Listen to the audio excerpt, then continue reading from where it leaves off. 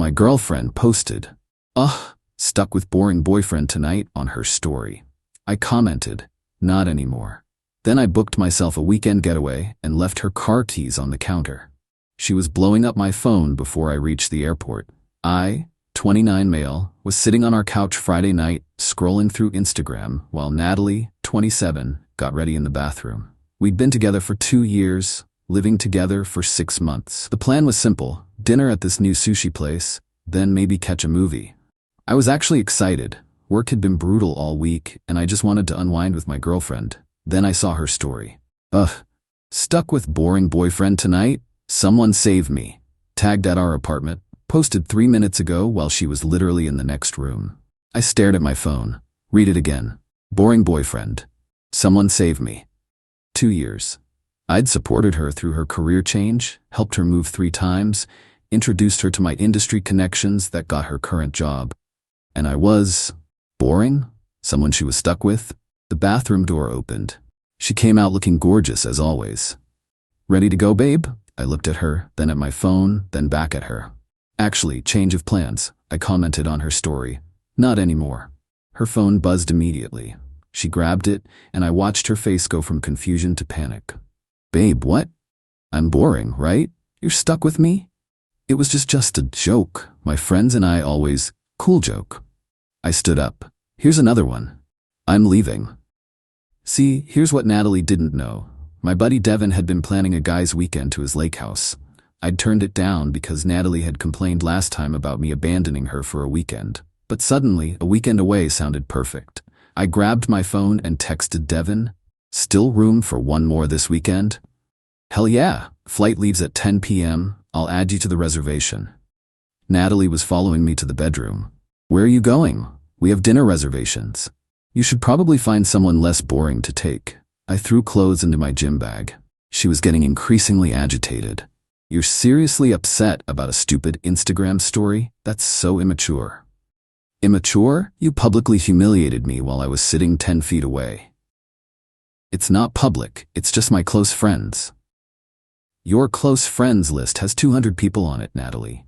Her car keys were on my keychain. I'd been using her car all week since mine was in the shop. I walked to the kitchen counter and deliberately placed them down. "Wait, you have my car?" "Not anymore. You can Uber to save yourself from the boring boyfriend." "This is ridiculous. You're overreacting." My phone was already buzzing. 18 missed calls before I even reached the airport. Update 1. The text started immediately. "This isn't funny anymore. You can't just leave. I said I was sorry. Answer your phone. Where are you going? My car better be in the parking garage. This is so childish." I turned on airplane mode and enjoyed my flight. Devin picked me up at the small regional airport near the lake.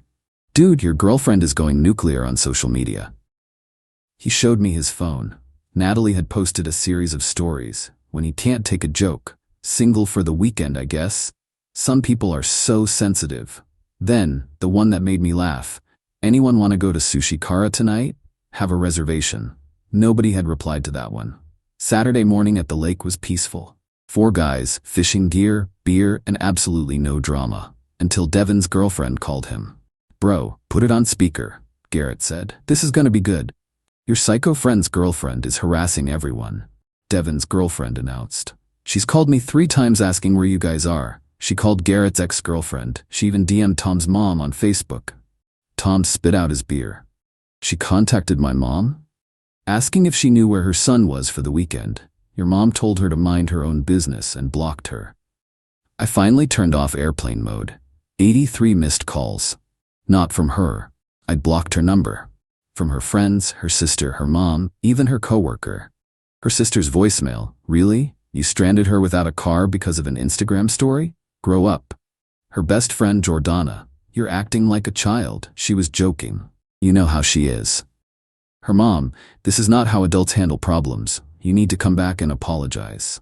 Then I checked Instagram. The stories had evolved. "When toxic masculinity can't handle a joke. Controlling men will really abandon you for laughing with friends."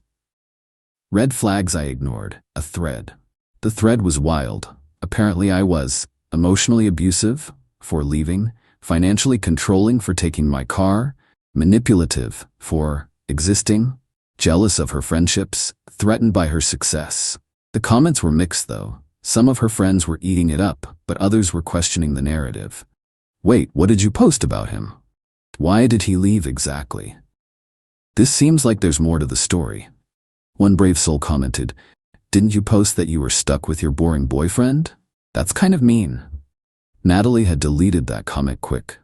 Update 2, Saturday afternoon, things escalated. She figured out where I was. Not hard. Devin had posted a picture of the lake house months ago and tagged the location.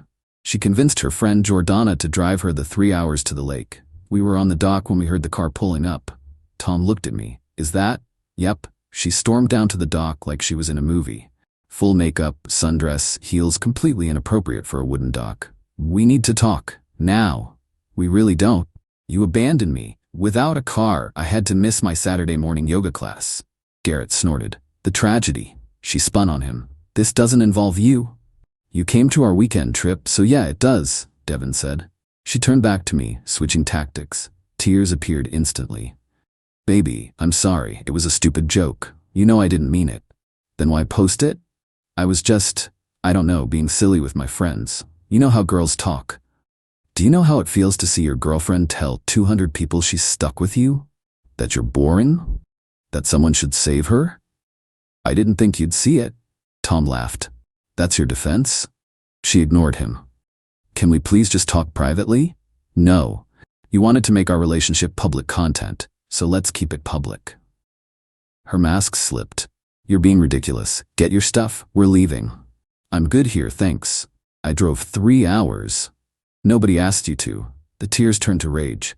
"You think you're so perfect. You're not. You are boring. All you do is work, gym, and play video games. You never want to go out anymore. Because every time we go out, you spend the whole night on your phone posting about how amazing your life is while ignoring me." "At least I have a life. Your idea of fun is sitting on a dock with these losers." The guys just laughed. That seemed to break something in her. "Fine. Fine. Stay here with your stupid friends. But when you come back, your stuff better be out of my apartment." "Your apartment? I pay 60% of the rent." "I don't care. I want you out." She stomped back to the car, half Jordana trailing behind, looking embarrassed. 10 minutes later, the social media storm began again. Tried to be the bigger person. Some people choose immaturity. When you drive 3 hours to save a relationship and he chooses his boys. Officially single, his loss. Update 3 Sunday was interesting. I woke up to a text from my landlord. "Your girlfriend is trying to change the locks. I told her she can't without both tenants' permission." "What's going on?" I called him back. Explained the situation. "So you're not on the same page about breaking up?" "She told me to move out. I'm just honoring her wishes."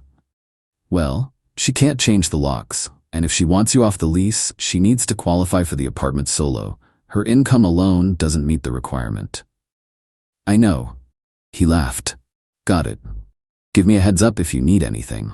An hour later, Natalie discovered this fact. The texts started coming through her friends' phones since I'd blocked her.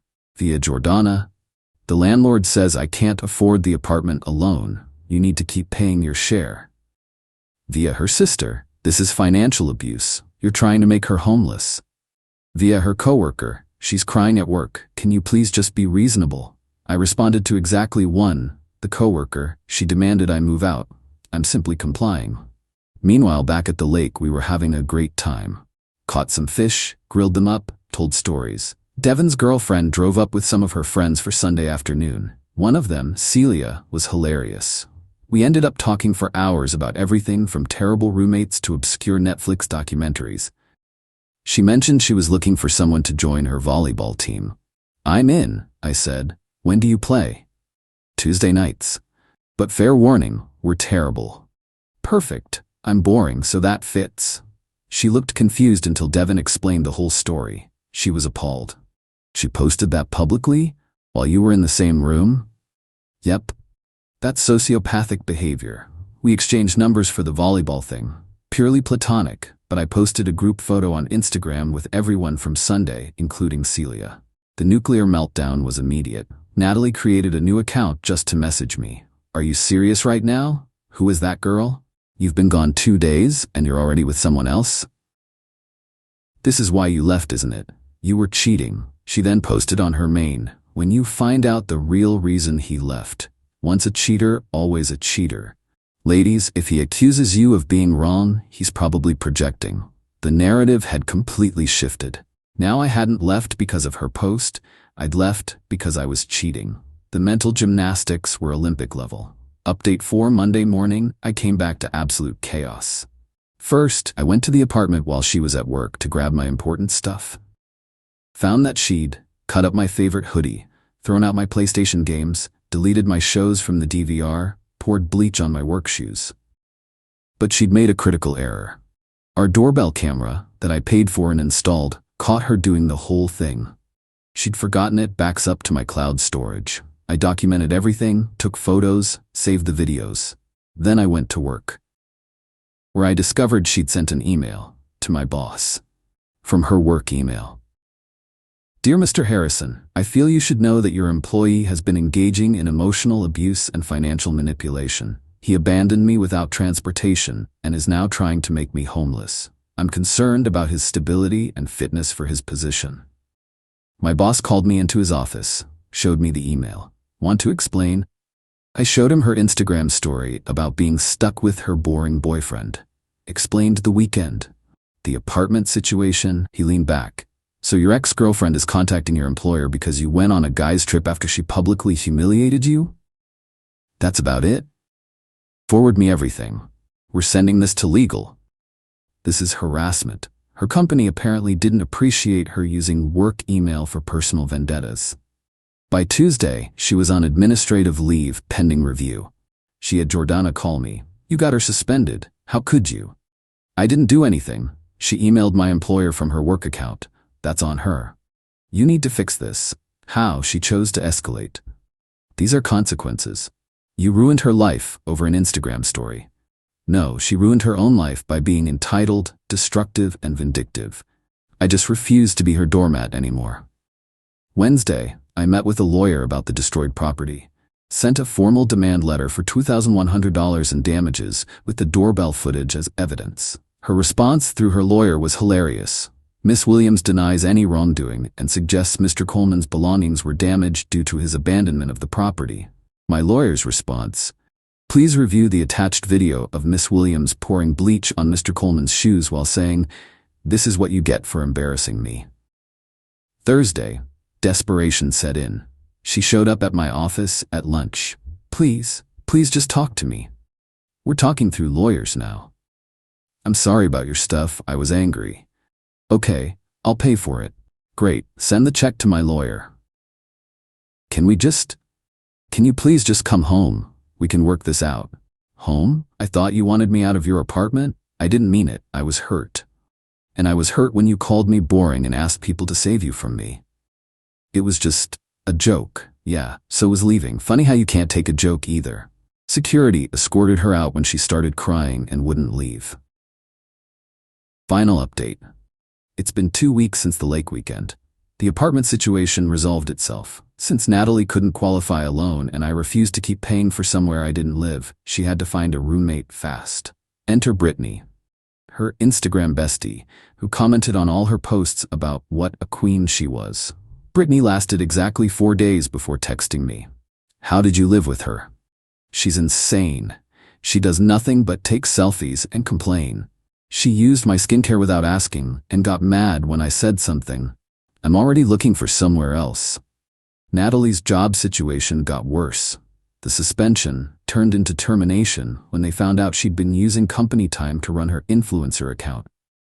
Turns out posting 30 Instagram stories during work hours leaves a digital trail. She tried to spin it as firing me for having a social media presence touched discrimination, but that died when someone leaked that she'd been written up twice before for excessive personal phone use. The destruction of property case was settled out of court. Her parents paid the $2,100 to make it go away. Her dad called me to apologize. "We didn't raise her to be like this. Her mother and I are mortified." "I appreciate that, sir. She's been living in some fantasy world where she's the main character and everyone else is just props. You did the right thing leaving." The smear campaign backfired spectacularly. She kept changing her story. First I was boring, then I was controlling, then I was cheating, then I was abusive, then I was trying to make her homeless. People started noticing the inconsistencies. Comments like, "Which one is it?" and "This story changes daily" started appearing. Someone even made a TikTok about it. POV, watching someone's ex change the narrative every 12 hours, with screenshots of all her contradictory posts. It went semi-viral. Last I heard through mutual friends, she moved back with her parents, lost most of her real friends who got tired of the drama, is trying to become a relationship coach on Instagram. The irony. Posted about learning to love yourself after narcissistic abuse. More irony. Still posts stories about her healing journey to her steadily declining follower count. As for me, I got my own apartment, a nice one-bedroom closer to work, no roommates, no drama, just peace. Joined Celia's volleyball team. We're terrible but have a blast. Still have guys' weekends at the lake once a month. Started dating again but taking it slow. First question I ask, what's your relationship with social media? Red flag detector activated. The whole experience taught me something valuable. When someone shows you who they are through their actions, whether it's posting that you're boring while sitting in the next room or destroying your property when you stand up for yourself, believe them. Also learn that being boring is underrated. I'll take boring over whatever exhausting performance Natalie was putting on any day. My life is quieter now. Calmer. Some might even say, boring. And honestly, it's perfect.